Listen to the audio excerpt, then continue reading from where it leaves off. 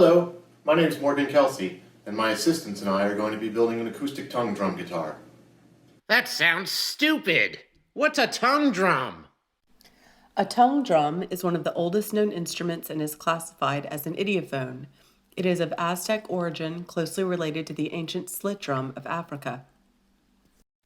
They were originally made by cutting slits into hollowed logs and struck with mallets. The modern tongue drum is a wooden or metal container whose lid is cut with tongue-shaped slits. The pitch and tone are affected by the length of the tongue, its thickness, and the material used. So here's the tongue drum that we built as a prototype to try to figure out how these things work a little better. And you can see the tongue shapes. This is made out of cherry. It doesn't seem to matter too much, although woods like padauk or mahogany seem to work the best, sound the best, but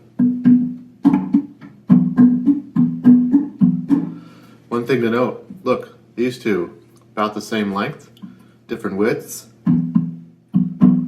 same pitch, right? So it really does seem to come down to length, thickness, and material. And you can tune the drums, change their pitches by removing material from the ends, making them shorter, or just mash from underneath.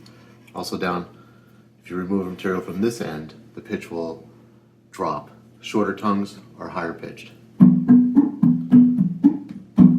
Also doesn't seem to matter what shape they are, really. And as we found with the guitar, it doesn't matter if they're curved or straight. May I please have a try?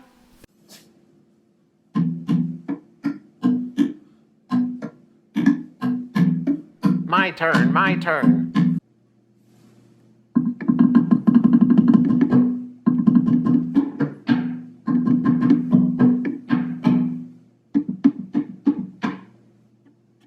Who would want such a ridiculous thing?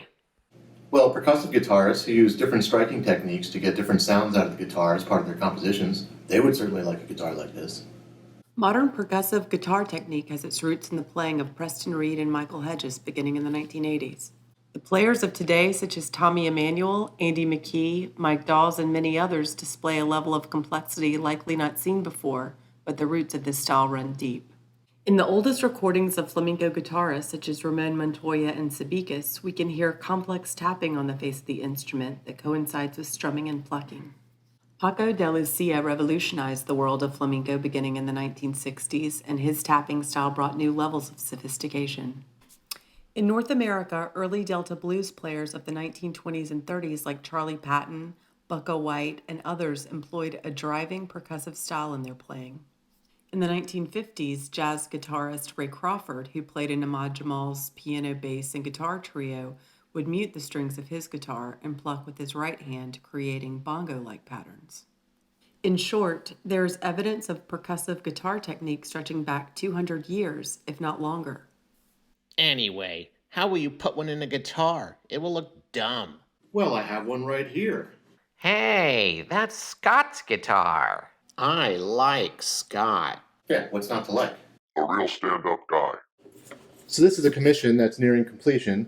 It's still in the white. It's had pour fill, it's had final sanding. For the most part, a couple little things to clean up, and then it's going to get finished. This is the same model that we're going to be building. It's 15-inch lower bout. It's my own design. Looks like that. Fan frets. It has an arm bevel. It also has a rib rest. We're not going to be doing the rib rest on this build, I don't think. We will be doing the arm bevel. And it has tongue drums built into the lower and upper bout. And how do those sound? Well, lower bouts sound like this. The upper bouts sound like this. Percussive players tend to do these kind of hits where they'll be generating kind of a bass snare kind of thing, where they'll hit here for kind of a bass, or up here, and then they'll slap down near the tail block to get that snare sound. So, and they slap all over the place. They slap up here next to the neck, they slap in there, wherever. So with the drums, that starts to sound like this.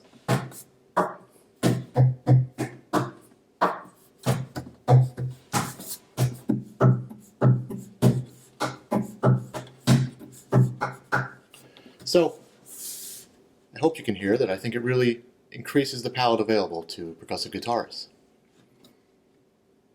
The other thing that we're going to be doing here, this has this Kamiko rosette. Those are all little individual pieces of wood. We will be making one of those. I'll show you how we do that. The neck is mahogany, bolted on, there's no glue. 2 bolts here, it's a fingerboard extension that runs inside here, and 2 bolts there. I'll show you how we do that. Like I said, we'll show you how we do the arm bevel. We're going to show you most of the build. We're going to show you how we do the drums. That's the most important thing, I think, and really the most difficult. There is a K&K system in here, and we'll be adding that to ours as well. This is the Trinity Pro. It has an under saddle. It's technically saddle, but it's really under the bridge plate. 3 piezos, and then it also has an internal microphone. Those go into a single stereo output jack, and what's really cool about that with this guitar is you can mix those in the outboard preamp, and the mic really picks up the drums, while the piezo doesn't pick them up at all. So you can get a control over the loudness of the drums in your mix if you're playing live. Pretty cool. That's ludicrous. I just want to play Sweet Home Alabama. If you don't want to use the drums, it's also going to be a great guitar. So drums are just extra. So here's the wood we're going to be using for this build. Got a very nice set of Sitka spruce for the top. Very tight grain, well quartered. You can see this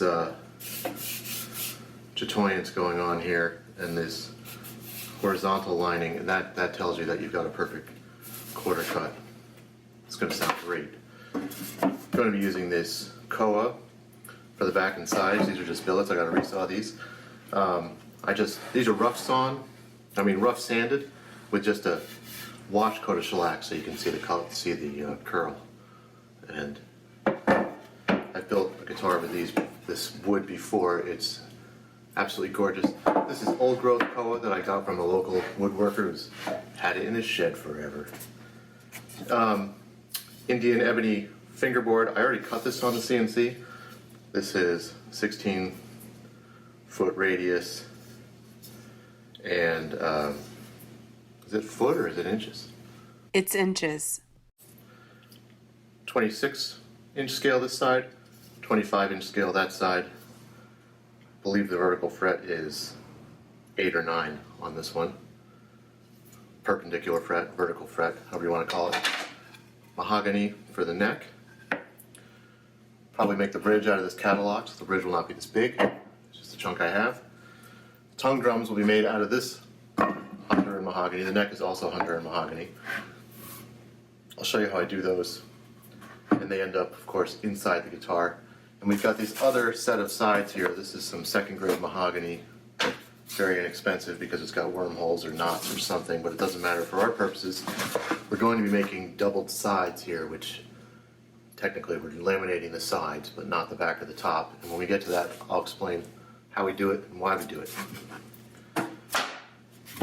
That's most of it. I mean, there'll be some other bits and pieces here and there. We got to figure out the purfling. Oh, and the binding. I believe this block, these sides, are wide enough that we can get the binding strips off the sides, which is a really nice look, because if we do it right and line everything up correctly, which doesn't always happen, but when we do, the figure just goes straight across the purfling right into the binding, and it looks beautiful.